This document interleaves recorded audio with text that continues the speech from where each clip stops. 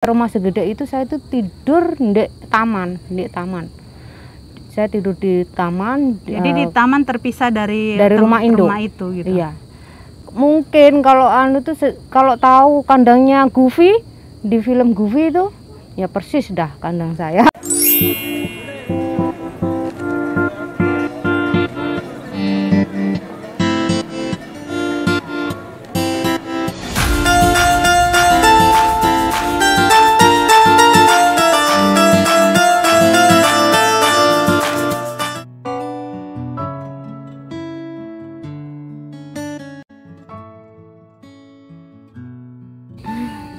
Oke, selamat sore semua teman-teman. Terima kasih udah gabung di channel Oma Maini. Selamat datang, dan kali ini podcast kedua dari Oma Maini bersama temannya Oma Maini yang nggak nyangka kita bisa ketemu dan berada saat ini. Dan Oma Maini pengen nanya-nanya ke dia tentang sesuatu pekerjaan yang kita ada di sini gitu. Perkenalkan dulu, namanya siapa Mbak? Nama saya Yuti. Yuti, asalnya dari mana? Asalnya dari Jawa Timur. Jawa Timur, bagian mana nih? Bagian Jember. Jember. Nah, orang Jember silakan komen ya. Oke. Oke, sehat-sehat? Ya, alhamdulillah sehat. Oke, sekarang aku pengen nanya, Mbaknya di sini udah berapa lama? Baru 5 bulan. Dan pernah kerja selain di Hong Kong, pernah kerja di mana aja? Dulu pernah kerja di di Saudi Arabia sama di Singapura. Jadi ibaratnya udah pengalaman lah ya, baru kesini gitu. Nah, gimana tentang Hong Kong? Ya Hong Kong sih negaranya enak lah. Cuma ya kebetulan mungkin nasib aku nggak sebaik, nggak se sahdu Hong Kong di sosmed itu. Jadi ya gimana ya, sudut pandangnya jadi berbeda tentang Hong Kong gitu ya. Benar. Emang kenapa? Maksudnya di majikan ini gimana emangnya? Boleh cerita sedikit nggak? Dulu itu kan ya kita namanya lagi pandemi itu ya, jadi keadaan di Indo itu kan memang kayak susah cari kerjaan ya. Akhirnya kata teman aku, berangkat aja ke Hong Kong. Nggak apa-apa lah, kamu dapat majikan, yang penting berangkat dulu, katanya berangkat dulu. Oke lah, akhirnya interview, dapat majikan. Ya kita dapat majikan, ya seneng lah. Nggak tahu kalau akhirnya majikannya, dulu aku datang gemuk loh, 67 kilo. Mendekati saya berarti. Sekarang lost weight 10 kilo. Jadi tinggal 50-an lah ya. 56 sekarang. Aku kerja. Itu karena kerjanya segimana sih? Boleh cerita nggak, biar teman-teman juga, maksudnya mungkin ada yang lebih parah mungkin, atau ada mungkin yang bisa kasih ini bisa pandangan jadi gitu. masukan buat teman-teman ya. Jadi kalau misalkan mau lalu, jangan asal-asalan biar cepat berangkat, kepingin cepat berangkat, asal terima job. Ya, jadi nantinya jadinya jangan asal terima job gitu ya. Jadi nyesel kayak saya kayak gini. Sampai sini ternyata kita juga mau pindah majikan susah.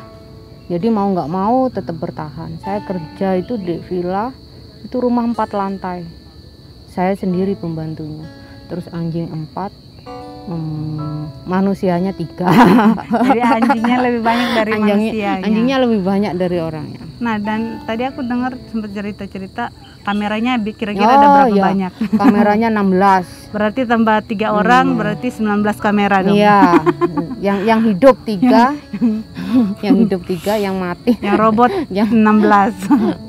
Okay. Aduh, gimana caranya untuk bertahan di situasi seperti itu? Maksudnya ini kan udah jalan 5 bulan, nah berarti kan masih bisa bertahan dengan keadaan itu. Ya gimana ya, saya cuma berusaha, apa yang membuat saya bisa happy untuk bertahan ya itu yang saya lakuin kayak gitu. Jadi soalnya juga. Tapi soal makan gimana? Maksudnya dengan keadaan 4 lantai dan pekerjaan yang begitu banyak, dan soal makan gimana? Kebetulan saya juga tidur itu kan nggak tidur rumah 4 lantai, rumah segede itu saya itu tidur di taman. Saya tidur di taman. Jadi di taman terpisah dari rumah induk. Rumah itu gitu. Iya. Terus rumahnya itu ya kayak rumah-rumahan plastik itulah. Mungkin kalau tuh kalau tahu kandangnya Goofy di film Goofy itu, ya persis dah kandang saya. Ya, maksudnya gitu, bukan yang kayak kayak baja, besi baja gitu. Enggak, bukan. Orang itu kayak lemari plastik rakitan gitu. Nanti kalau pas typhoon gimana ceritanya? Kalau ya itu, jadi kalau panas itu panas sekali, kalau dingin sekali, kalau hujan ya suaranya ya kayak gimana. Tapi orang maksudnya itu plastik. pas udah disediain semua itu, apa agen tahu gitu? Agensi tahu. Pertamanya itu dikira mungkin itu sekedar Cuma untuk karantina. sekedar, Karena waktu itu saya kan sempat karantina cuma 14 hari, terus ada penambahan dari pemerintah itu 21 hari. Mereka bilang katanya untuk sementara untuk karantina. Tapi ternyata sampai sekarang saya juga tetap tinggal di luar. Jadi dari pas masuk udah di situ dan sekarang di situ dengan alasan cuma kan mau kayak karantina mandiri gitu ya. Padahal sebenarnya udah karantina dulu. Jadi alasannya dibuatkan kayak kandang Goofy gitu karena mungkin materialnya itu mirip itu ya, plastik yang tebal gitu plastik, tapi bukan betul. Yang ringan tapi tebal, bukan yang dari untuk kayu, tempat mainan anak-anak itu kayak di playground playground gitu ya. Apa bahannya gitu, tapi itu semacam rumah kecil gitu. Iya betul. Kayak gitu. Jadi fasilitas kamar mandi ya kamar mandinya di ruangannya mereka tamu. Dulu malah ya ini dan maksudnya setelah udah itu kan alasannya cuma kayak apa sih, karena karantina. Dulu saya pertama datang malah saya enggak dikasih fasilitas kamar mandi. Saya itu disuruh mandi di tempat mandi umum, kan ada kayak klub kolam renang villa itu kayak sport center gitu ada. Jadi saya 2 minggu saya itu saya mandinya mandi di luar. Terus mereka untuk buang air itu ya ini maaf ya omongan, itu dia kasih pispot, beneran kasih pispot. Aku kalau misalkan bisa dikasih kasih fotonya. Jadi mereka tuh, makanya saya tuh merasa ya kayak nggak manusiawi lah sebenarnya. Cuma mau gimana lagi, kita komplain katanya sudahlah mending kamu bertahan. Disuruh bertahan sama agen, maksudnya agen yang sekarang sulit, kamu bisa berangkat ke Hong Kong aja sudah bersyukur. Orang PT Indo juga bilang kayak gitu. Saya mengeluh, mereka malah marah-marahin saya. Kan dulu kamu kan pengen berangkat, sekarang kamu dapat majikan seperti ini ya sudah diterima. Jadi saya kayak di PT Indo sama agen Hong Kong juga membicarakan hal yang sama gitu ya. Maksudnya nggak membantu untuk kayak cari solusi apa gimana. Tapi, untuk bisa kayak mengurangi lah setelah kejadian saya komplain sama agen, akhirnya saya diberi kelonggaran fasilitas kamar mandi share sama bayangin loh, itu rumah gede banget tapi nggak ada kamar pembantu. Tapi kan di kontrak tertulis apa gitu? Maksudnya di kontraknya. Itu di kontrak, kalau di kontrak tidurnya itu bareng siapa? Share sama nis. Ponakan. Iya, keponakan majikan. Tapi kenyataan saya tidur di luar taman. Ya gitu dah. Jadi seperti kamar anjing dong di situ, dibikin kayak di tengah taman. Soalnya, seperti itu. Yang di situ semua enggak ada yang tidur di luar, cuma iya. Malah pembantu sebelah itu kan sempatan gitu. Terus gimana reaksi mereka pas kalian lihat mbaknya di situ? Ya aneh, dia bilang gini, "Loh, kamu tidur di situ?" Kan sebelah itu enggak ada pembantu Indonesia, yang ada semua Filipin. You sleeping there? Yes. Wah. Mereka shock lah lihat saya, kan yang dari atas itu kan semua kelihatan pasti. Orang saya keluar masuk gitu. Mereka jelas lah melihat saya. Ya, makanya kalau bagi teman-teman yang kalau memang mau kepengen ke luar negeri, walaupun kalau job sekiranya nggak cocok, mending jangan berangkat dulu lah, daripada nanti sampai sini kejadiannya seperti saya. Susah kalau sudah kita mau lapor sana sini juga mundur kena, iya, maju kena. Iya. Diam juga kena. Iya. Ya kalau gimana caranya Mbak untuk kayak mengatasi dengan permasalahan majikan seperti itu, kamera 16, rumah 4 tingkat dan kerja sendiri, terus tidurnya di situ. Terus gimana cara Mbak selama 5 bulan ini untuk bertahan gitu dan seterusnya? Cara untuk kayak mengatasi kayak dibikin rileks gitu meskipun udah berat. Ini caranya seperti apa? Kebetulan saya kebetulan perokok ya. Jadi selama saya masih bisa merokok, jadi saya masih bisa bisa menghandle ya, walaupun itu jelas-jelas sembunyi-sembunyi. Dan keuntungannya yang saya bikin saya enggak protes karena untuk bertahan itu, karena saya tidur di luar, karena saya masih bisa merokok itu. Karena cuma kan itu nggak ada yang bisa ngontrol kamu di luar gitu ya. Jadi ya udah saya nikmati aja.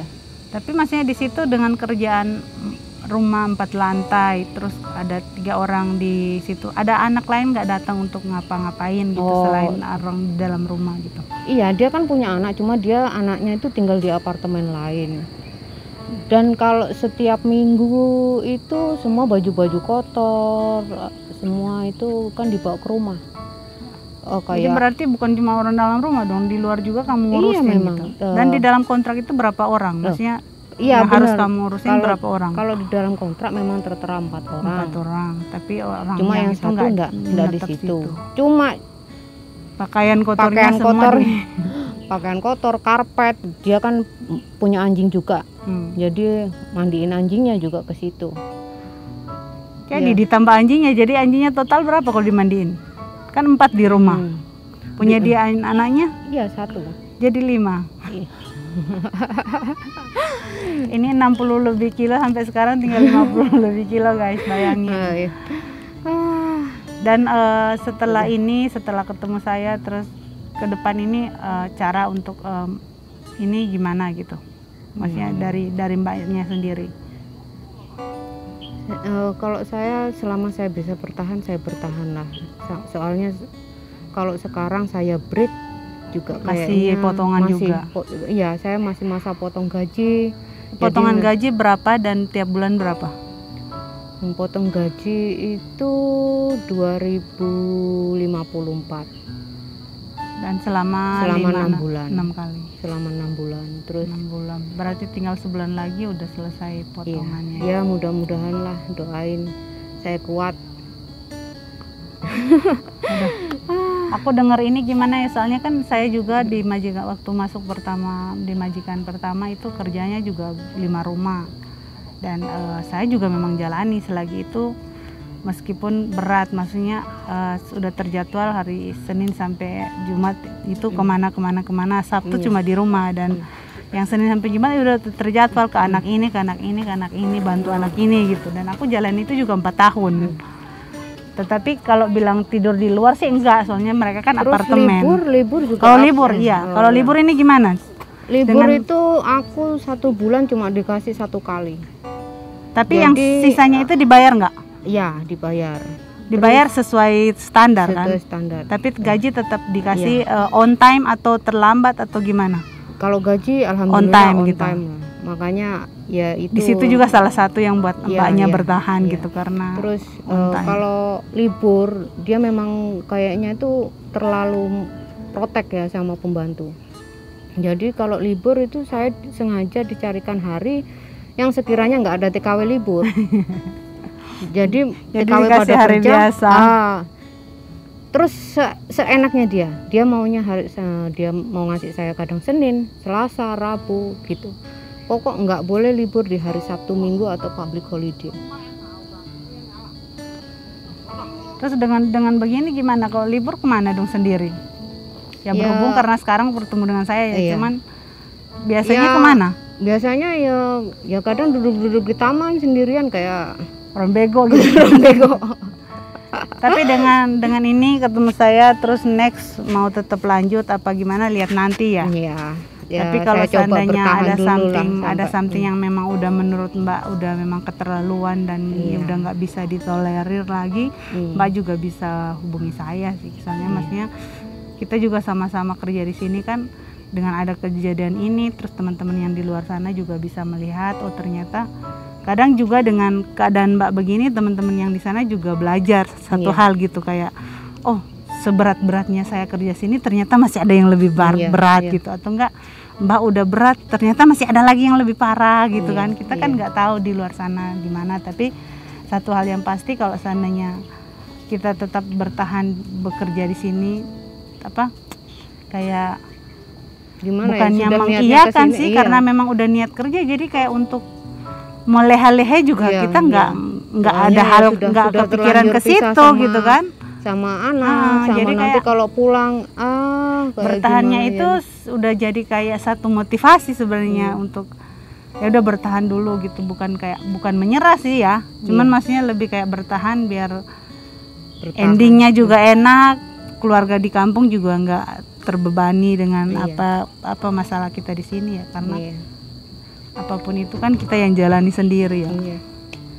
Jadi ya buat teman-teman di luar sana jangan pernah mengeluh dengan pekerjaan kalian, karena ternyata masih ada yang lebih parah dari kalian mungkin ya, karena kan ada yang mengeluh lagi begini dan begitu, ternyata masih ada Mbak Yuti kan yang bekerja baru 5 bulan dan pekerjaannya itu benar-benar udah over sebenarnya menurut mobil 3 loh aku tiap hari loh itu. Ada 3 lagi tiap hari. Aduh. Tiap hari mobil nggak dipakai juga dicuci. Jadi ya jangan pernah mengeluh lah untuk mbak-mbak yang di luar sana tentang pekerjaan, karena di sini juga ada Mbak Yuti yang sebenarnya lebih parah dari kalian, dan kita harus memetik jadi satu. jobnya amburadul semua. Karena kan satu orang itu buat ada tukang kebun, kenapa nggak ngambil 2 pembantu dia, karena nggak mau keluar duit banyak kan. Jadi hanya mempekerjakan Mbak Yuti sendiri dengan di Arab aja saya nggak pernah nggak ada pekerjaan. kayak gini.